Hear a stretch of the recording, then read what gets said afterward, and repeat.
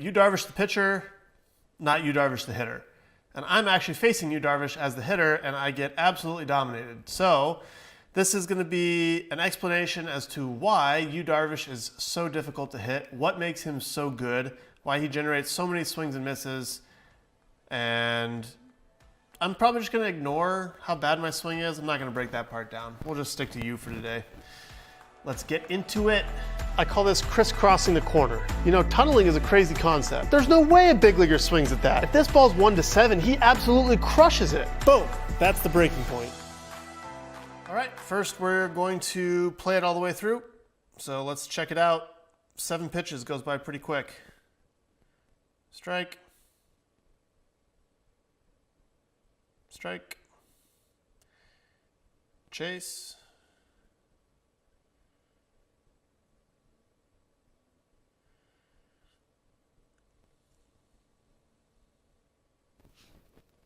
All right, that was pretty quick. That was pretty ugly. Made pretty short work of me. So let's break it down.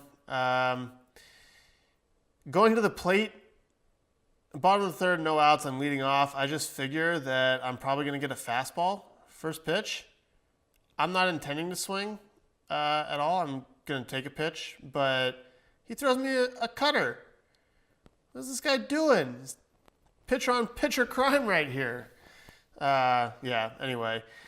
Throws me a cutter first pitch. I'm like, in my head, well, what is going on? He's really not going to throw me a fastball? Anyway. Then he comes back with an even better cutter. And this pitch looks, and this is really what I want to get into is the tunneling aspect of this, but this looks like a fastball. And then just at the last second is a cutter. And I'm out in front of it and take a terrible swing. And yeah. So then the next pitch is the slider that looks like the cutter and then breaks off way off the plate and is extremely hard to hit. So I have here an overlay. And this is the overlay of the cutter, the second pitch cutter that ends up in this location, and the third pitch slider that ends up in this location.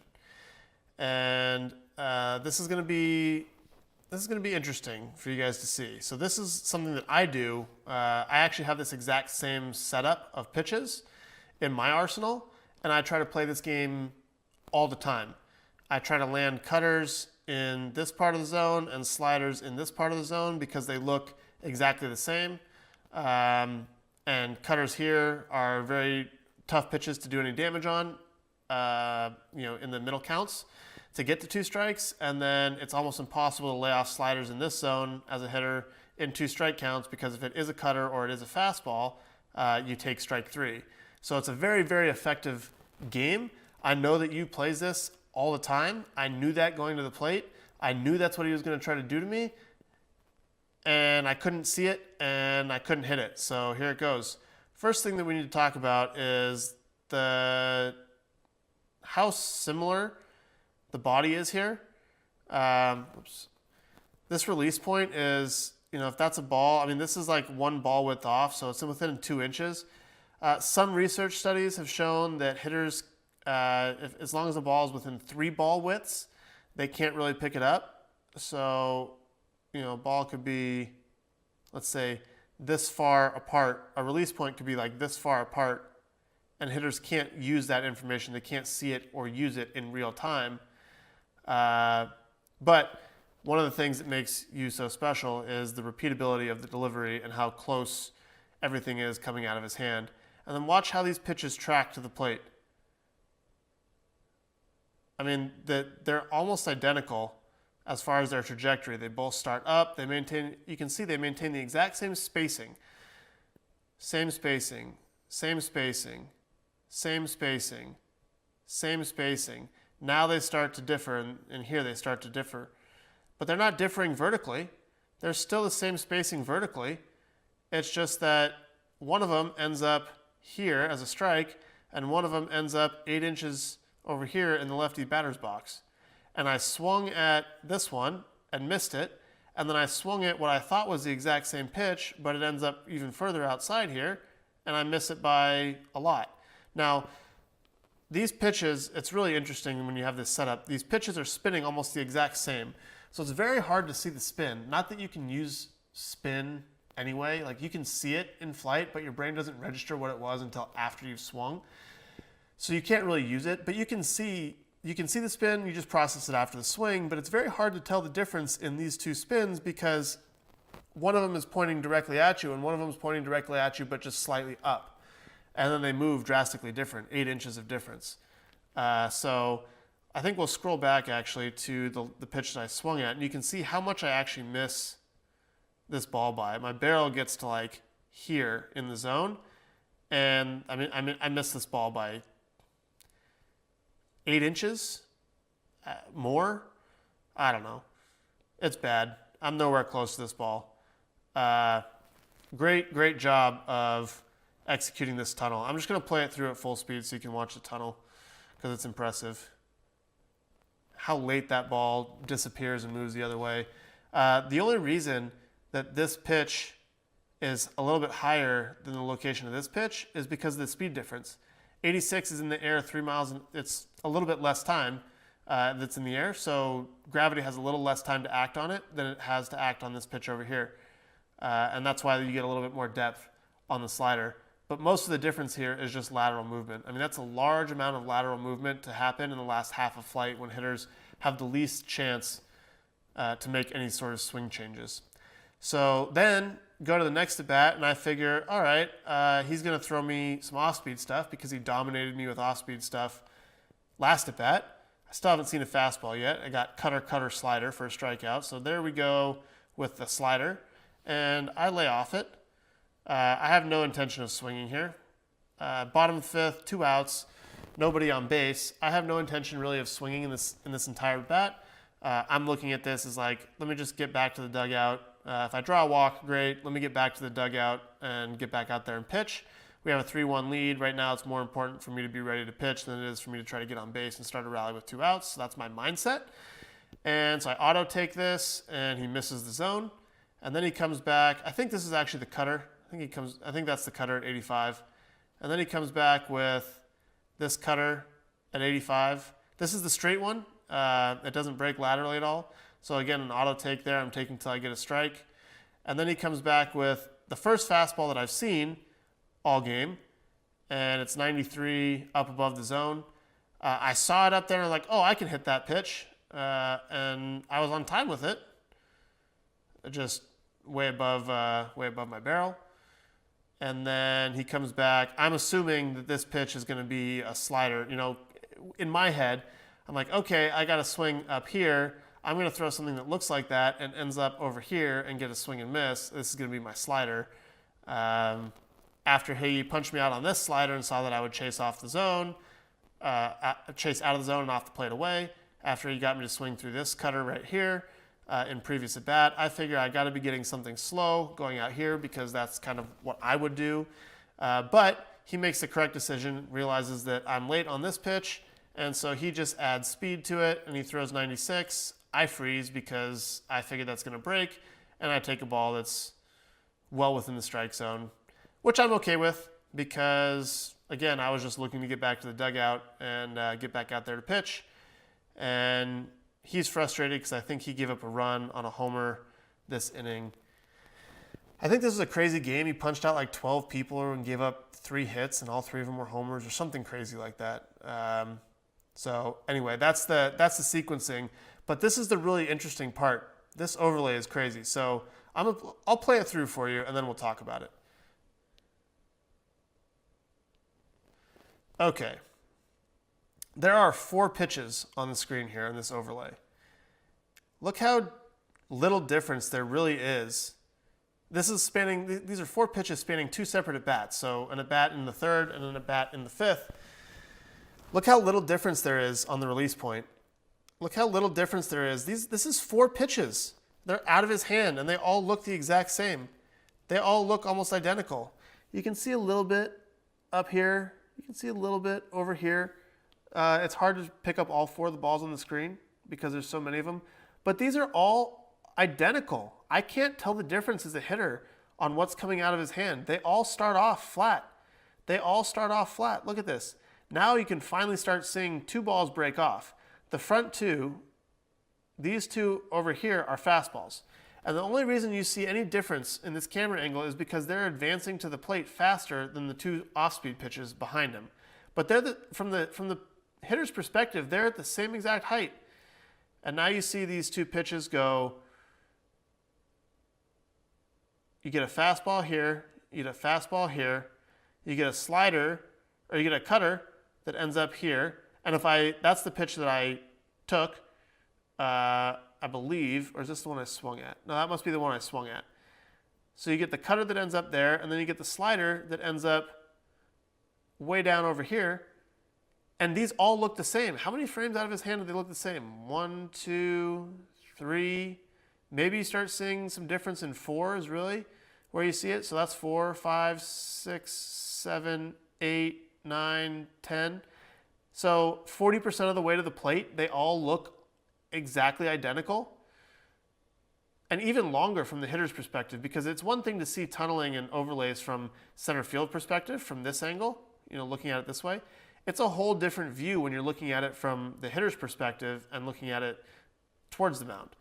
And I can tell you, in these at-bats, I could see no difference in height it's hard to see any lateral difference. Most balls have very similar lateral flight to start with. But height difference is the biggest thing. Hitters will see the pop of the curveball, or they'll see like the downward angle of a fastball. And so there's a large difference here in height. What these pitches show is there's no difference in height. Look at that. They're all overlaid right on top of each other. And this is 4 pitches of the 7 that I saw. And I only put 4 on here because I can't overlay all of them. I saw one cutter that ended up here that looked like this fastball, almost identically, height-wise. And then I saw one slider down here to start an at-bat that I didn't swing at that looked almost identical to this fastball. So I bet you if I overlaid all 7 pitches, the only one that would look slightly like it had a hump was the second pitch, or the first pitch, I guess, that I saw the day when he threw a middle cutter at 83. That probably had a little bit of a hump, and I might have been able to distinguish it from the ball that ended up just up here above the strike zone, the fastball.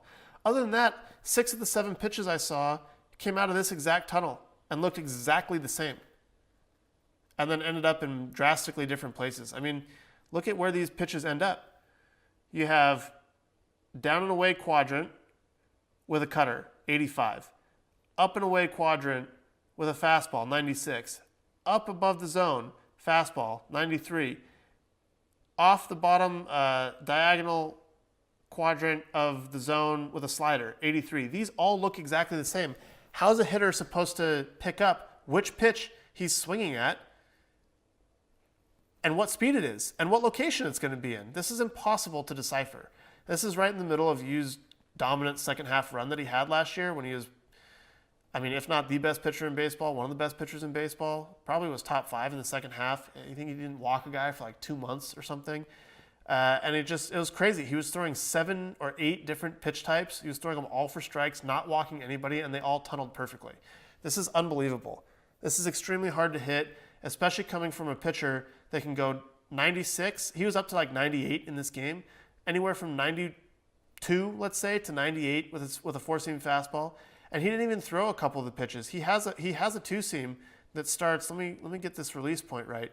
He has a 2-seam that starts here and kind of comes back to this location, but it has this like kind of bend to it.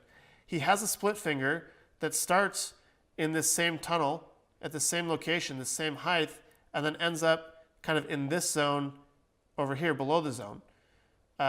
He has a curveball, a big curveball, and he has a big curveball that goes here. Let me draw this in yellow for you guys. He has a big curveball that humps and ends up here, and an even bigger slow curveball that humps up above that and ends up for a strike. So he's throwing all these pitches. Now the curveballs are the two that you can see that have a drastic difference in height, but that serves a good purpose. It serves to freeze you. You see one level of pitch, pitch in, pitch out, and all of a sudden you see something up above that, and you're like, oh, ball. Nope, not a ball. It's a strike. And you freeze on it. But he's got all these other pitches. He's got a 4-seam, a cutter, a slider, a splitter, and a 2-seam that all come out of the exact same tunnel They look the exact same, 4 frames to the plate, and then they all split off and do drastically different things. It's crazy. When he can throw all of his stuff for strikes and he's constantly executing to the right parts of the plate, he's almost impossible to hit. You have to sit on a pitch and hope that you get it. But he's someone that'll throw 7 pitch types, and he'll throw them like 14% of the time each, between like 9 and 18% of the time each. So you can't decipher which one you're going to get, and they're all different speeds. It's impossible. Now, I'm a bad hitter. There's no doubt about that. I'm a terrible hitter. But understanding it from the pitcher's side of things, understanding what you is trying to do, I feel like I have a really good idea of what you is trying to do to hitters, because I've patterned much of my arsenal and the way I attack hitters off of you, Darvish. I watched you when he came over to the league in 2013 and 2014. Like when he was brand new in the league, he was unbelievable. This was the tunneling stuff that I think he was the first one that someone made a tunneling gif of. Like I think it was against Albert Pujols. It was definitely against the Angels, where he had like 7 different pitches and they all split off and went all sorts of different ways. I've watched him nonstop. I've patterned a lot of my game after him. I stepped to the plate knowing exactly what he was going to do to me, knowing exactly what pitch types he had, and I still had no chance. That's crazy. So pretty cool to see what I'm trying to do on the mound from the hitter's perspective. It's not very often you get to do that. You don't get to face yourself, and it's not very often you get to face someone with almost the exact same arsenal that you have, and get to be dominated by the arsenal playing out exactly how you try to have it play out against other hitters. Pretty cool experience. Love facing Darvish. Love matching up against him. Hopefully I get to do that a lot more. Now that we're in the Central together, I anticipate that happening. So it's always fun matching up against him, because I know how good he is, and it's always a competitive moment for me trying to go out there and get the best of him. But yeah, that's the matchup with you, Darvish, and that is today's breaking point. So hopefully you guys learned something. Hopefully you enjoyed it as much as I did. I love looking at this tunneling stuff and why it's so hard to pick up pitches, and he's one of the best in the league at it. So if you could do me a favor, hit that subscribe button, leave me a like, leave me a comment down below. Let me know what you thought of this type of video. You want to see more of me hitting, less of me hitting? I want to see less of me hitting, but whatever you guys want, let me know. If you could let anybody that doesn't know about this channel know about it, that would be great. I am trying to reach 100,000 subscribers by the end of 2020, so I can give more free information and baseball content to you, the fans. So help me spread this channel. It would help me out, and it would help a lot more people out as well in the entertainment and training space. So without further ado, that is it for today. That's you, Darvish, and me hitting. I'll see you in the next one. Have a great, great day.